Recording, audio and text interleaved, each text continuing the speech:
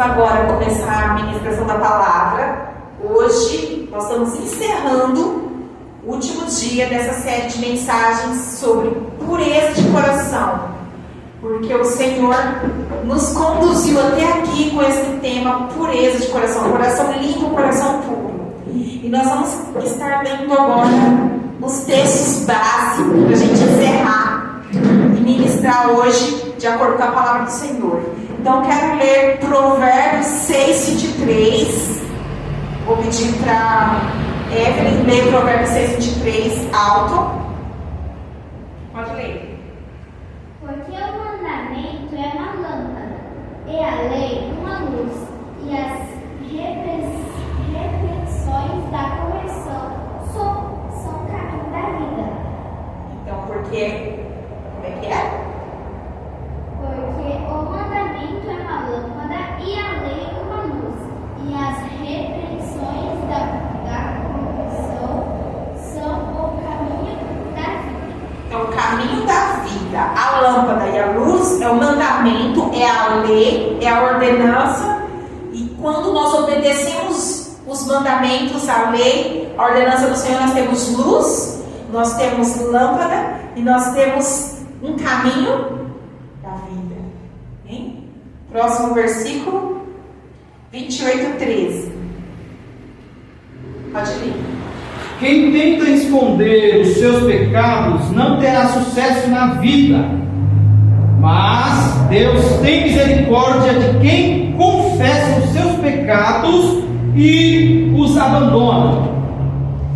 Então, nós acabamos de ler que o mandamento e a palavra do Senhor é como é lâmpada e luz, que faz a gente enxergar os nossos pecados, e a obediência a eles nos leva para o caminho de vida. E agora nós acabamos de ler outro versículo que está falando que quando a gente encobre os nossos pecados, esconde os nossos pecados, fica lá no coração escondidinho, a gente está sem a lâmpada, a gente está sem a luz, e a gente está deixando no escuro. E sabe o que vai acontecer?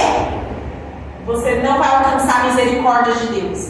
Mas quando você joga a luz e traz essa verdade de dentro para fora, confessa os seus pecados que estão lá dentro, e às vezes a gente pensa que é só pecado que a gente já conhece, mas às vezes a confissão é uma coisa que está roubando a sua paz, é uma coisa que está roubando a sua alegria, é algo que está te atormentando, que está te oprimindo, é algo que às vezes você sente culpado, se sente mal por não ter feito, ou por ter feito, ou porque alguém fez com você, ou uma palavra que você ouviu e fica aquilo martelando aquela coisa. Tem que trazer luz e fazer a confissão sobre aquilo, porque quando você confessa e deixa, você alcança de Deus a misericórdia. Próximo texto que nós vamos ler é Marcos 7, 21, 22 e 23. Pode ler.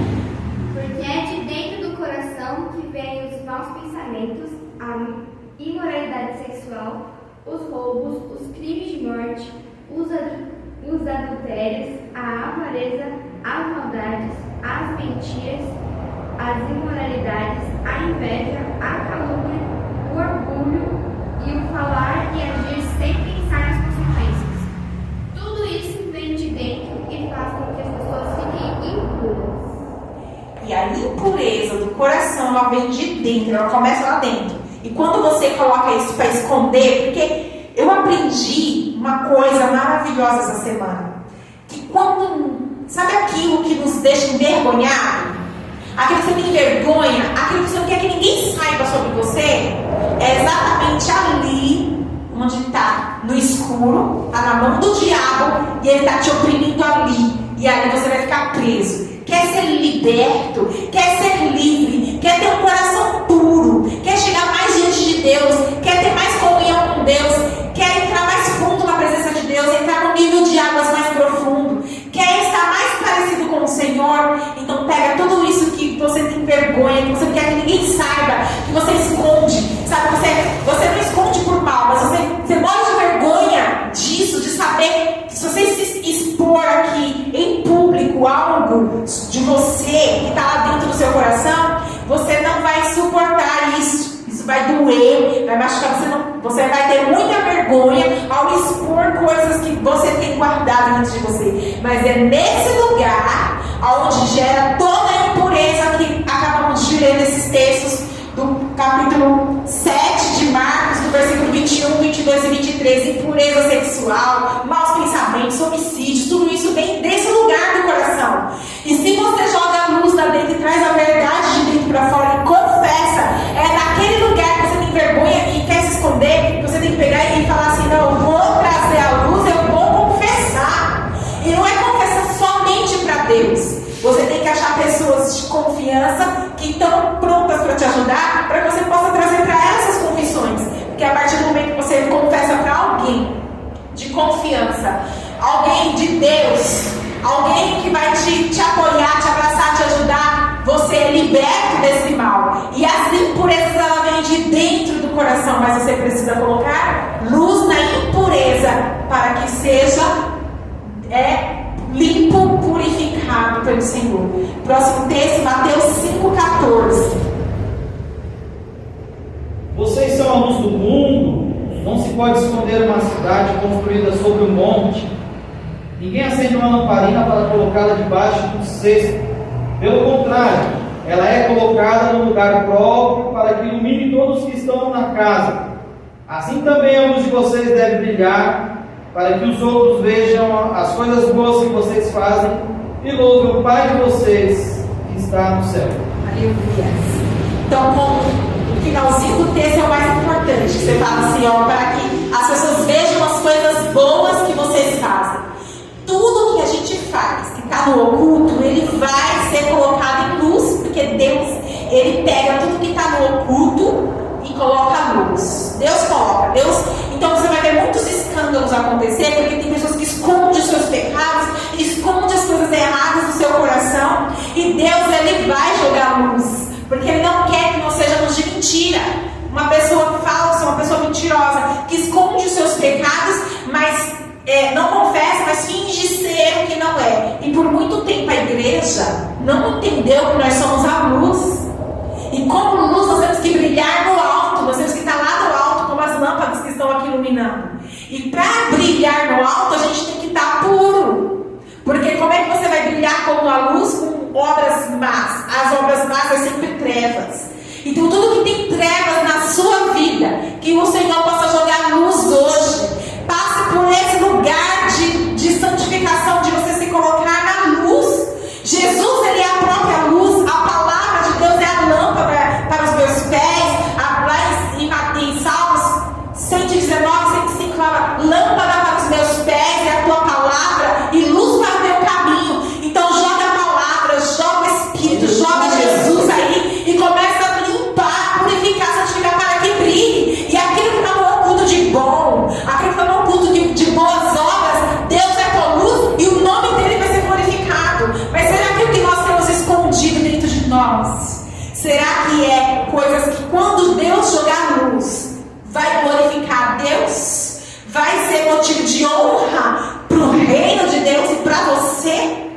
Ou é motivo de vergonha para você e vergonha para o reino de Deus? Vai trazer escândalo. Então leve essa reflexão e pense nisso. Quais são as minhas obras ocultas, mais profundas? O que eu faço quando eu estou sozinho, que ninguém está vendo? Quais são os pensamentos, os sentimentos que eu tenho no meu coração? Sentimentos de ira, de raiva, de mágoa, de vingança? Sentimentos de quem é que tem no nosso coração? Tudo isso precisa ser purificado. E depois nós vamos ler agora 1 João capítulo 1, versículo 5 ao 10. Epístola de 1 João diz assim, versículo 5: a mensagem que Cristo nos deu, que nós anunciamos a vocês, é esta: Deus é luz e nele não há nenhuma escuridão. Portanto, se dizemos que estamos unidos com Deus e ao mesmo tempo vivemos na escuridão, então estamos mentindo com palavras e ações. Porém, se vivermos na luz, como Deus está na luz, então estamos unidos uns com os outros, e o sangue de Jesus, o seu Filho, nos limpa de todo pecado. Se dizemos que não temos pecado, estamos nos enganando e não há verdade em nós. Mas se confessarmos os nossos pecados a Deus, Ele cumprirá a sua promessa e fará o que que é correto. Ele perdoará os nossos pecados e nos limpará de toda maldade. E se dizemos que não temos cometido pecados, fazemos de Deus mentiroso e a sua mensagem não está em nós. Então é uma palavra um pouquinho dura, mas é uma verdade. A verdade ela pode doer, a verdade ela pode ser dura, mas a verdade ela é maravilhosa, é libertadora. A palavra cura, a verdade da palavra cura e liberta. Por isso que Jesus diz: conhecereis a verdade e a verdade nos libertará. Porque a mentira pode ser prazerosa e gostosa no começo, mas é amarga depois. É como se fosse uma coisa, um prazer imediato, como você pegar doce e se entupir de doce. É aquele prazer imediato que depois você vai passar mal, vai te trazer doenças e problemas de saúde, problemas emocionais, por conta daquela quantidade de açúcar que você consumiu. E ao longo do tempo você pode desenvolver doenças. Assim é a mentira e todo tipo de pecado que nós cometemos na carne. Traz uma sensação de prazer imediato. Traz uma sensação de que você está podendo, que você é livre, mas na verdade você está sendo escravizado, oprimido. E tem muitas pessoas que sofrem, tem muita dor, amargura. E agora são os meus amigos, não sabem o porquê estão sofrendo tanto e ficam questionando por quê, porque se acham tão bons. Mas quando a palavra entrar, quando a luz entrar, que eles vão enxergar o quanto que eles têm prazer nas suas obras erradas, nas suas obras da carne, eles em pecar, em andar na mentira, esconder, colocar na escuridão a sua vida, colocar nas trevas, aí eles vão entender o quanto eles precisam, né, de mudar as suas ações. Porque aqui está dizendo que Deus, a mensagem de Deus é que Jesus é luz, Deus é luz. Nele não há nada escuro. O que significa? A luz e as trevas para ele é uma coisa só. Ele enxerga tudo. A gente, se parar todas as luzes, a gente pode não enxergar nada diante dos nossos olhos, mas Deus está vendo tudo. Então significa que tudo que a gente pensa que está escondendo das pessoas, tem Deus vendo. A gente está cansado de ouvir isso, mas será que a gente entendeu isso de fato? Será que isso entrou em nós de fato? Será que nós entendemos só com a razão, só com a mente aqui? Ou será que nós verdadeiramente entendemos isso lá no íntimo? Para que nós possamos chegar diante do Senhor sem máscara, sem fingimento, né? E confessar os nossos pecados. Ser de verdade é ser vulnerável. Tem muita gente que não suporta ser vulnerável. Por que ser vulnerável? Porque você vai mostrar que você é ser humano, que você tem fraquezas e falhas e tem pecados e erros. Então admitir erros é ser de verdade. E muitas vezes é muito doloroso para quem tem orgulho. Chegar e admitir os seus próprios erros e ser vulnerável, né? Aquela pessoa que fala assim: não, mas eu não erro, esse erro não foi eu fiz essa por causa disso. Ele não admite seus próprios erros, ele esconde. E esse aqui, aí nós vemos lá em Provérbios 28:13, que é aquele que encobre as suas transgressões, os seus pecados, que esconde, ele não alcança graça e misericórdia do Senhor, nunca prospera. É uma pessoa que ela vai tentar prosperar, mas ela não vai conseguir prosperar. Mas aquele que confessa e deixa, que é de verdade, que expõe suas vulnerabilidades e aceita ser falho. Tudo bem, todo mundo tem o direito de errar, tem que aceitar que eu erro. Não permanecer no erro, mas entender que eu vou errar. Amanhã eu posso errar, semana que vem eu posso errar. Eu tenho direito de errar, porque perfeição só no céu. Mas eu tenho que pegar esses meus erros e não me sentir culpado ao ponto de esconder e fugir de Deus. Foi o que Adão e Eva fizeram. Se esconderam de Deus quando Deus desceu no jardim. Sabendo que Deus já sabia de tudo que tinha acontecido, eles foram se esconder, porque eles estavam com vergonha. É assim a gente, quando comete pecado, a gente sente vergonha, a gente quer se esconder, a gente se sente culpado, a gente se sente mal. Mas Davi já nos ensinou que nós devemos pegar nesse momento e correr para Deus. Porque a misericórdia do Senhor é a causa de não sermos consumidos. Ela se renova a cada manhã, grande é a sua fidelidade. O Senhor tem misericórdia de nós, nos perdoa, nos lava, nos purifica e nos dá sempre uma nova chance. Porque é pela graça que nós estamos aqui. Não é mérito, não é merecimento, não é porque a gente é melhor. Ai, Wanda, você está falando isso porque você nasceu no berço evangélico, porque você nunca conheceu o mundo. Mas quem disse que porque eu nasci no berço evangélico e nunca conheci o mundo, que eu não tenho pecado? Quem disse que porque eu nasci no berço evangélico e nunca conheci o mundo, que eu não preciso da graça? Aleluia. Ninguém é santo. Nós necessitamos tanto da graça como todos. Somos iguais como seres humanos. Ninguém pode se salvar sozinho. Ninguém pode ser santo sozinho. Ninguém é bom o suficiente para não cometer os pecados.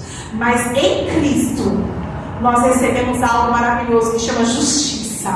Sendo, pois, justificados pela fé em Deus. Através de Jesus Cristo nós podemos ter paz com Deus. Essa paz é uma amizade com Deus, um relacionamento de pai e filho, porque Jesus nos justifica e nos torna justo.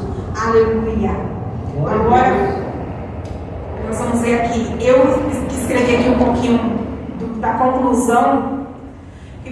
Primeiro nós começamos falando sobre pecados ocultos e suas consequências. Então, eu já falei um pouquinho de pecados ocultos, agora eu vou falar um pouquinho das consequências. Consequências. Quem tem pecados ocultos, dependendo do nível de pecados, são aquelas pessoas que elas envelhecem logo. Tem as pessoas que parecem que está envelhecendo muito rápido, elas ficam, porque aquele pecado vai corroendo por dentro, vai trazendo morte no corpo. Porque o salário do pecado é a morte, e a morte ela vai vindo. Desenvolve muitos tipos de doenças. Fica doente no espírito, fica doente na alma, fica doente no corpo. E às vezes você vai ver que as doenças daquela pessoa é apenas pecados ocultos. Porque se ela passar por um processo de libertação, de limpeza, de purificação, sabe o que vai acontecer com ela? Ela pode ser curada de problemas psicológicos, emocionais, de depressão, de muitas coisas, e também do corpo físico, ela pode receber curas. Outra coisa que é consequência de pecados, consequências geracionais. Gerações futuras recebem consequências dos nossos pecados. Então eu tenho uma responsabilidade com a minha futura geração, com a minha descendência, com minhas filhas, netos, bisnetos, tataranetos e assim por diante, porque eu preciso passar para eles uma herança de bênção. Porque herança de bênção alcança até 1000 gerações. Mas a herança de maldição, ela vai até a 4ª geração. Se continuar, o ciclo vai passando para outra, que vai passando para outra, e é mais 4, mais 4, mais 4, enquanto alguém interrompe. E eu e você, nós precisamos interromper o ciclo de maldição hereditária. Também gera uma carga de maldição, não só para a geração futura, como para pessoas que convivem com você ao seu lado, como esposo, esposa, pai, mãe, filhos. Então vem essa carga de maldição. Mas quem confessa e deixa, alcança a misericórdia.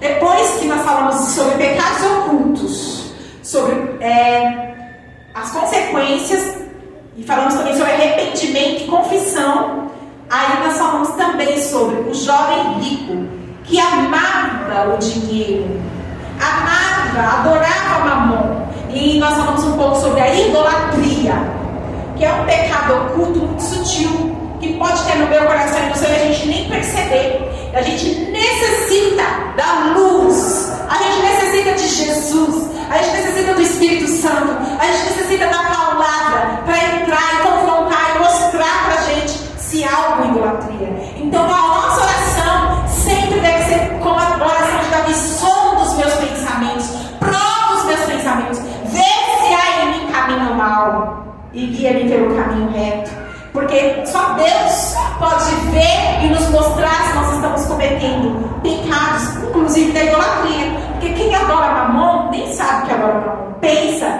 que está normal, porque a grande maioria, e é cultural aqui no Brasil, adorar Mamon. O povo corre atrás de dinheiro o tempo inteiro. Faz tudo por dinheiro. É capaz de fazer até coisas ilegais por conta de dinheiro. Mas o Senhor, Ele está aqui para libertar-nos de adoração a Mamon e de todo tipo de idolatria. Que o Senhor traga luz ao nosso coração e nos mostre onde nós estamos errando com a idolatria. E enquanto nós adoramos Mamon, Nós deixamos que o dinheiro seja o nosso Senhor. Eu não posso porque eu não tenho dinheiro. Eu não vou porque eu não tenho dinheiro. Eu não consigo porque eu não tenho dinheiro. Não, vamos mudar esse discurso, porque não é mamon, não é o dinheiro que vai ditar aonde a gente vai, o que a gente vai comer, o que a gente vai vestir. Não é o dinheiro que vai ditar quantos filhos nós vamos ter. Não é o dinheiro que vai ditar se nós vamos ou não para alguns lugares. Quem vai ditar isso é o Senhor Jesus. Porque Ele é o dono do ouro e da prata. Se Ele quiser te dar filhos, Ele vai te dar. Se Ele quiser te levar para morar onde Ele quiser, Ele vai te colocar. Se Ele quiser que você vá para os lugares, que você faça a faculdade, o curso, que você vista, que você coma, o que Ele quiser, Ele vai te dar. Porque quem governa não é mamon, é Jesus Cristo. Aleluia. E Ele não divide a glória dele com ninguém. Há um competidor de Jesus que se chama mamon, e eles competem um com o outro. E Jesus não divide a glória com ninguém. Então nós precisamos deixar de adorar mamon para adorar apenas Jesus Cristo. Não deixe que o dinheiro te governe. Não ande a tua renda atrás de dinheiro. Apenas seja produtivo e confia no Senhor, porque aos seus amados Ele dá enquanto dorme. O seu trabalho é apenas colocar semente. Porque foi assim desde o início. Deus deu sementes para os homens, para ir lá plantar, regar, e o crescimento quem deu foi Deus. Para comer, para a colheita. O trabalho dos homens é plantar, regar, adubar, cuidar. Às vezes, dependendo do tipo de planta, podas e depois a colheita. Mas o crescimento e a produção pertence a Deus. Então, o seu trabalho é estudar, é se formar, é colocar sementes, é trabalhar com as suas mãos e confiar que Deus vai dar um crescimento, Ele pode multiplicar, porque o pouco com Deus é muito. E o muito sem Deus não é nada. Deus pode fazer grandes milagres extraordinários acontecer. E eu creio que Ele vai fazer. Eu acredito. Mas a adoração apenas ao Senhor Jesus. Louvado seja o nome do Eterno. Aleluia. E depois nós falamos sobre feridas. Feridas emocionais. Falamos sobre paternidade. Feridas paternas. Falamos sobre mágoas. Falta de identidade. Falando sobre frustração, palavras que nos ferem, palavras ferinas, dores emocionais, dependência emocional, luto, perdas, ou às vezes quando você sofre uma perda de algo, porque às vezes nós sofremos luto por perda de pessoas, mas perder um emprego, perder uma casa, perder um carro, perder um bem material, uma posição, um cargo também dói. Nós falamos desse tipo de perda também. Falamos sobre humilhação, rejeição e etc. E a rejeição é uma das dores mais doloridas que tem. Acho que de todas as dores aqui que eu falei, a frustração, luto e rejeição são as que mais doem. Mas todas essas são dores grandes. E nós falamos que toda pessoa que é ferida, que tem uma dor emocional, não importa que ferida é, se é paterna, se é materna, se é mágoa, se é frustração, humilhação, traição, de repente você sofre uma traição, uma decepção, né? E outros tipos de dores, rejeição, você sofre rejeição em todos os lugares. Se você tem uma ferida, uma dor, ela vai gerar dentro de você orgulho. Porque nós nos vestimos com a armadura, e eu não completei isso na outra vez que eu falei, vou completar hoje. Nós vestimos com armaduras e colocamos um muro chamado orgulho para nos proteger do outro. Então, como que nós fazemos isso? Nós dizemos: nunca mais ninguém vai fazer isso comigo. Nunca mais eu vou permitir que me trate assim. E é isso, a gente coloca uma proteção. E toda vez que a gente chega perto de uma pessoa, que a gente sente uma ameaça, que vai passar por aquela dor de novo, a gente já se arma para se defender, como se aquela pessoa fosse atacar. E às vezes ela nem vai atacar, mas a gente se arma para se defender. E eu aprendi na prática, eu vi essa experiência de desarmar tudo. Você tira todas as suas armas, tira sua armadura, derruba esse muro de orgulho e vai se relacionar, se conectar com as pessoas sem defesa nenhuma. Mas e se a pessoa me ferir? E se me rejeitar? Você vai confiar em Deus, o Senhor, para proteger suas emoções. E eu fiz isso.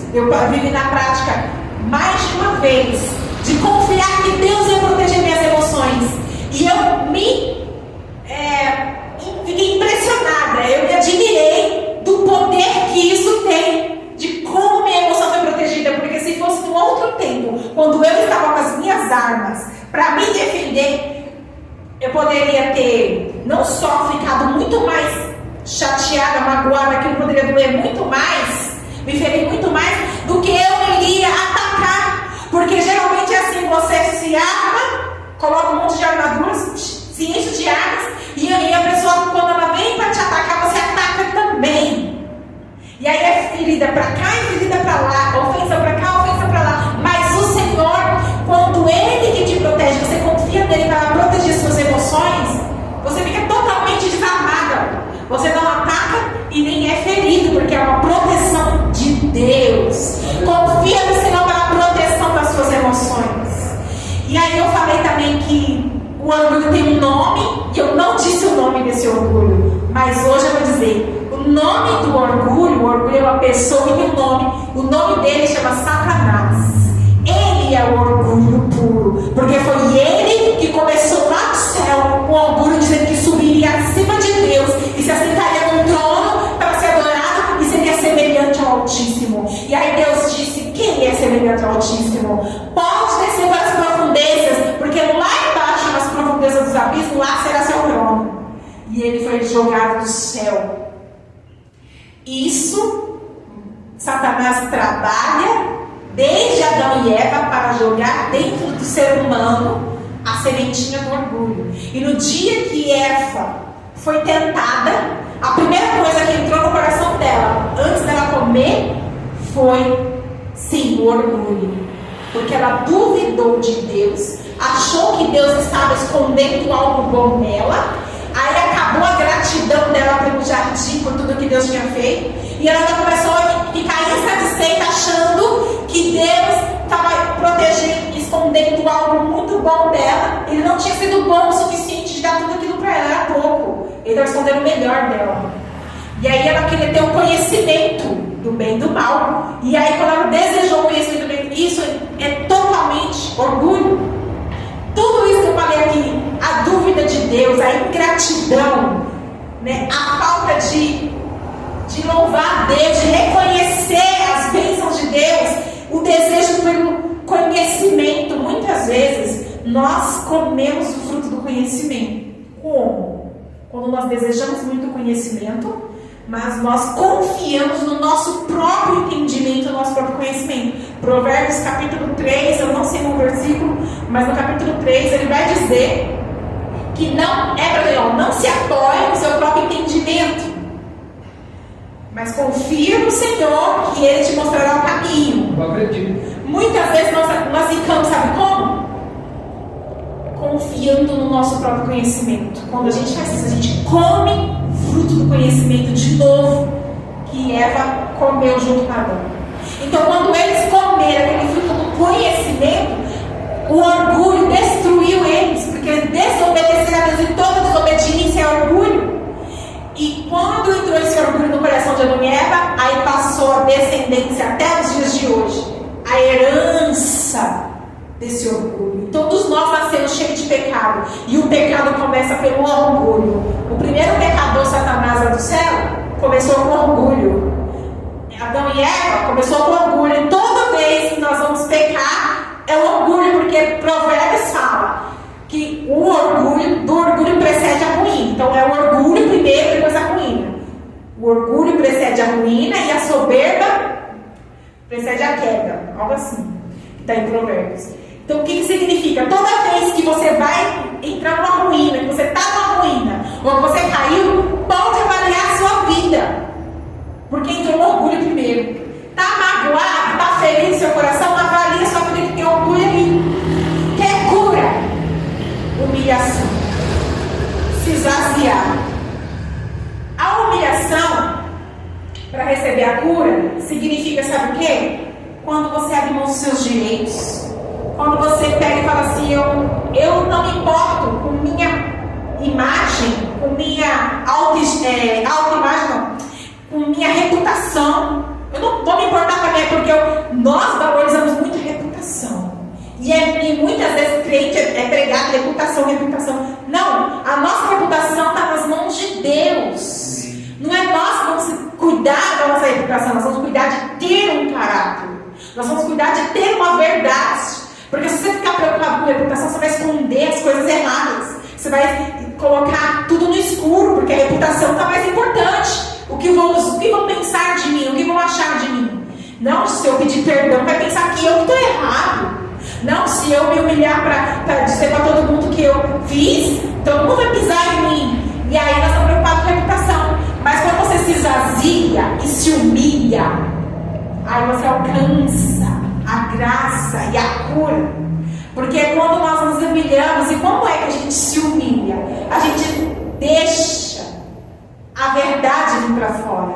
E a verdade é a humilhação. Quem você é de verdade.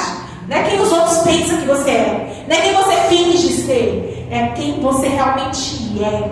Os seus defeitos e qualidades, seus dons e suas falhas, seus pecados e seus acertos. Porque ninguém é tão ruim que nunca acertou. Ninguém é tão sem inteligência que nunca teve inteligência para nada. Ninguém é tão bom assim. Mas também ninguém é tão ruim que nunca acertou, que nunca fez nada de bom. Então todos nós temos um lado bom e um lado ruim. O que nós precisamos é ter a verdade. E na humildade está a verdade. Quem você é de fato, não é quem você. Não é você se rebaixar. Tem gente que pensa assim: se eu achar que eu sou menos do que o que eu sou, aí sim eu estou humilde. Nada disso. É orgulho igual, disfarçado em humildade. É o orgulho mentindo para você. Mas é você ser de mentira. Porque você não pode pensar que você é menos do que o que você é.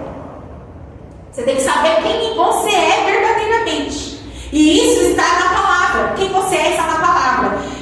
Deus foi restaurando a minha identidade. Ele ainda está restaurando, ainda todo o processo. Mas em alguns momentos de oração ele vai me mostrando algumas coisas de quem eu sou diante dele. E é no momento de oração que você vai ter revelação. Você precisa ter revelação do amor de Deus por você, da importância que você tem para Deus, de quem você é no mundo, para que Deus te colocou aqui, que propósito que Ele tem para você aqui, que você representa na terra. Nós somos embaixadores do céu, nós somos ministros de Deus, nós somos atalaias, nós somos luz para brilhar no meio da escuridão. Nós somos uma resposta para este tempo no mundo. Nós não temos que ficar com medinho, se acovardando, se escondendo, achando que mas eu não posso falar com medinho. Mas Satanás quer te prender nisso, porque dentro de você tem tesouros para você espalhar, e o orgulho te mantém preso, porque você começa a pensar que você é menos. Você não entende o que você carrega, mas você não tem a ver com quem você é em si mesmo, mas é quem você é em Cristo. Em Cristo nós somos poderosos, ousados, temos autoridades, temos poder. Em Cristo nós somos muito mais. Mas quando a gente não entende quem nós somos, ou nós pensamos muito mais de nós, ou muito menos. E o Senhor quer trazer cura para nós. E quando a gente também perdoa as pessoas, para cada ferida tem que ter um perdão. Perdoar o pai, perdoar a mãe, perdoar você mesmo pela interpretação muitas vezes errada que você fez do pai, da mãe, da vida. Perdoar os adultos que te feriram na infância, tios, professores, médicos. Sempre o diabo usa um adulto para ferir as crianças. E aí você vai carregar aquela identidade falsa, aquela ferida, aquela mentira. E às vezes a gente faz uma aliança. A gente faz uma aliança com a mentira. Como que a gente faz aliança com a mentira? Alguém declara mentirosa. Aí depois outra pessoa está dando mentirosa. Aí deve ser lá, eu sou mentirosa. Aí você acaba sendo uma pessoa mentirosa. Já pega aquela palavra, usa você como mentirosa, você fez uma aliança com a mentira. Você não é mentirosa. Mas você acreditou, concordou, aceitou que era. E agora como você se liberta disso? Com a verdade. Outra palavra, preguiçosa, não sabe fazer nada direito. Se você acredita nisso, você aliançou com a mentira. Você fez uma aliança com a mentira. antiga. Agora está sendo feita você quebrar a aliança com cada mentira que está dentro de você. E aí você precisa perdoar quem te feriu, perdoar você mesmo por ter aliançado com as trevas, por ter acreditado nessas mentiras. Você precisa perdoar quem te magoou, quem te roubou sua identidade, quem te fez ser frustrado. Se for uma situação que aconteceu que te frustrou, você perdoa você mesmo. Se tem pessoas ali também para ser perdoado, nesse meio dessa frustração, você vai perdoar. Você precisa perdoar quem liberou palavras de ofensas. Você precisa perdoar, né, aquela pessoa que você depende emocionalmente dela ou que ela depende de você. Perdoa você mesmo. Você também tem que perdoar até pelo luto. Para curar o luto, às vezes você tem que perdoar a pessoa que foi. Sabe por quê? Porque o luto causa uma dor. E aí, quando você vai estudar lá no fundo dessa dor, é uma frustração porque a pessoa te abandonou, porque a pessoa foi embora, porque ela foi embora, porque ela me deixou. Perdoa ela. A morte chegou para ela, chegou a hora dela ir. Perdoa, deixa ela ir. Deixa ela ir. Porque se ela está com Jesus, você vai encontrar com ela de novo. Mas tem que ter perdão. Tem que ter perdão nas perdas que você tem. Entender que às vezes as perdas são podas. Que o agricultor está podando para te devolver lá na frente. A humilhação perdoa quem te humilhou. A rejeição perdoa quem te rejeitou. E assim por diante. E toda vez que você perdoar, e toda vez que você se humilhar, e você receber quem você é de verdade, restaurando a sua identidade, você recebe cura. E Deus está aqui para curar as feridas emocionais. O assunto de cura ele é muito profundo, mas o maior exemplo de humildade é Jesus.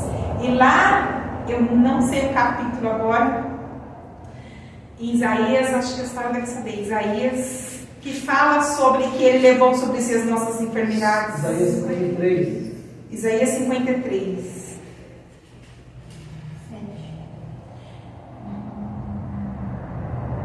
Isaías 53.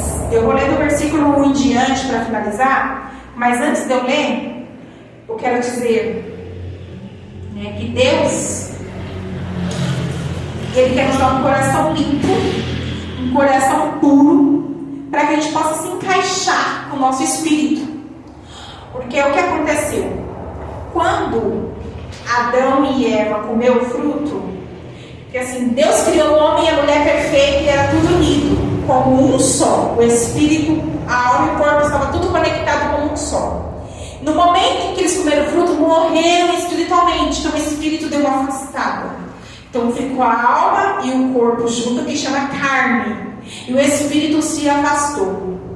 E aí a alma começou a se deformar com emoções erradas. E cada pecado vai trazendo problemas emocionais, psicológicos. A mente humana é muito atacada por demônios. A mente humana é muito atacada por pensamentos impuros. A carne da gente só deseja o que é errado e fica totalmente deformada. E quando a gente quer conectar com o espírito, a gente não consegue, porque o nosso espírito não encaixa na alma. E para a gente conectar com Deus, então é mais difícil ainda, porque nós conectamos com Deus através do nosso espírito. Então eu trouxe aqui um desenho para ilustrar. Não sei se vai conseguir ver. Dá para ver? Aqui um pouquinho.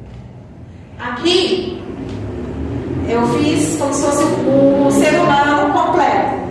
O verde é espírito, o amarelo é alma e o vermelhinho aqui é o corpo. Ah, não sei se aqui dá para ver lá no vídeo. E aqui, nesse desenho, eu mostrei aqui, ó, bem separado, quando o espírito separou. Olha só como a alma ficou totalmente deformada e não encaixa mais no espírito. Aí esse aqui é quando Deus está tratando a alma, ela começa a tomar uma forma mais parecida com o espírito. E vai voltar para a essência do ser perfeito quando nós estivermos no céu.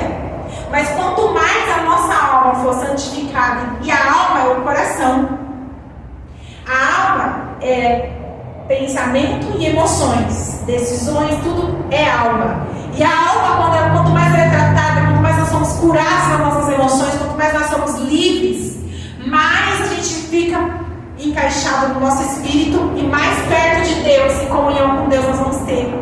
Então é tão importante para o cristão purificar o coração, santificar a nossa alma, santificar a nossa vida, limpar de toda a impureza. E a impureza do nosso coração não é só os pecados que a gente pensa que é aqueles visíveis, são os pecados mais ocultos. É o pecado do orgulho, da soberba, da ferida emocional, da amargura. Esses pecados, porque isso também são pecados e ninguém entende que é pecado. Fica se sentindo a vítima, o coitadinho. Deus tem repulsa para quem se sente vítima e coitadinho. Deus não se agrada que você fica se sentindo tão vítima, coitadinho, porque Ele não criou um coitadinho e vítima. Sai deste lugar de coitado e assume a sua posição em Deus de filho, de ousadia, que o Senhor te deu a autoridade na terra. E seja curado, seja liberto nessa noite, em nome de Jesus. Amém. E para finalizar essa mensagem, deixa eu ver se eu esqueci de falar alguma coisa. Nós estamos sendo aperfeiçoados por Deus. Não esqueci não. Nós estamos sendo aperfeiçoados por Deus através de Jesus Cristo. Então vamos ler então o texto para finalizar, concluindo com Isaías 53. Diz assim, ó: o povo diz: quem poderia crer naquilo que acabamos de ouvir? Quem diria que o Senhor estava agindo? Pois o Senhor quis que o seu servo parecesse como a plantinha que brota e vai crescendo em terra seca. Ele não era bonito e nem simpático, nem tinha nenhuma beleza que chamasse a nossa atenção ou que nos agradasse. Ele foi rejeitado e desprezado por todos nós, e ele suportou dores e sofrimento sem fim. Era como alguém que não queremos ver. Nós nem mesmo olhávamos para ele o desprezávamos e o desprezávamos. No entanto, era o nosso sofrimento que ele estava carregando, era a nossa dor que ele estava suportando, e nós pensávamos que era por causa das suas próprias culpas que Deus estava castigando, que Deus estava maltratando e ferindo, porque Ele estava sofrendo por causa dos nossos pecados, estava sendo castigado por causa das nossas maldades. Nós somos curados pelo castigo que Ele sofreu, aleluias. Somos sarados pelo sofrimento que Ele recebeu, e todos nós éramos como ovelhas que se havia perdido. Cada um de nós seguia seu próprio caminho, mas o Senhor castigou o seu servo e fez com que ele sofresse o castigo que nós merecíamos. Ele foi maltratado, mas aguentou tudo humildemente e não disse uma só palavra. Ficou calado como um cordeiro que vai ser morto, como uma ovelha quando corta uma lã. Foi preso, condenado e levado para ser morto, e ninguém se importou com o que ia acontecer com ele. Ele foi expulso do mundo dos vivos, foi morto por causa dos nossos pecados, por causa do pecado do nosso povo. Foi sepultado ao lado de criminoso, foi enterrado com os ricos, embora nunca tivesse cometido crime nenhum, que tivesse dito uma só mentira. E nem tivesse dito uma só mentira. O Senhor Deus diz: eu quis maltratá-lo, eu quis fazê-lo sofrer. Ele ofereceu a sua vida como um sacrifício para tirar pecados, e por isso terá uma vida longa e verá os seus descendentes. Ele fará com que o meu plano dê certo. Depois de tanto sofrimento, ele será feliz por causa da sua dedicação. Ele ficará completamente satisfeito. O meu servo não tem pecado, mas ele sofrerá o castigo que muitos merecem, e assim o pecado deles serão perdoados. Por isso eu lhe darei um lugar de honra. Ele receberá sua recompensa junto aos grandes e poderosos, pois ele deu a sua própria vida, foi maltratado como se fosse um criminoso. Ele levou a culpa dos pecados de muitos e orou pedindo que eles fossem perdoados. Aleluia. Então essa palavra conclui todo o estudo, toda a série de estudo que eu dei.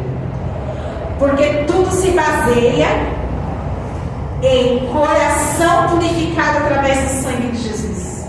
Porque Ele se fez maldição em nosso lugar. Sabe o que aconteceu? Jesus foi rejeitado, caluniado, ofendido.